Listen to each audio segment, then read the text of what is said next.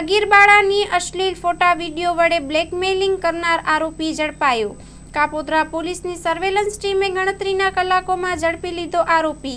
સુરત શહેરના કાપોદ્રા વિસ્તારમાં સગીર વયની બાળાને બીભત્સ રીતે બ્લેકમેલ કરીને નગદ રકમ અને સોનાના દાગીના પડાવનારા આરોપીને કાપોદ્રા પોલીસે ટૂંકા સમયમાં ઝડપી લેવાની કામગીરી કરી છે। આરોપીએ 16 વર્ષની સગીર બાળાને ધમકી આપી તેના અંગત ફોટા અને વિડીયો કાઢી તેને સોશિયલ મીડિયા પર વાયરલ કરવાની ધમકી આપી હતી। આ રીતે બ્લેકમેલ કરીને આરોપીને રોકડ રકમ તથા સોનાના દાગીના પડાવ્યા હતા।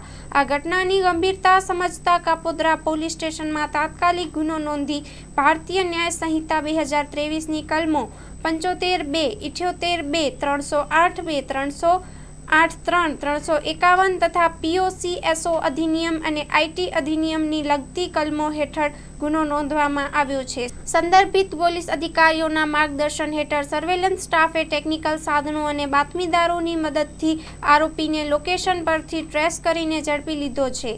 આરોપી સામે કાયદેસરની કાર્યવાહી હાથ ધરવામાં આવી છે અને આગળની તપાસ ચાલુ છે। Story report by Haresh Rajput, Surat.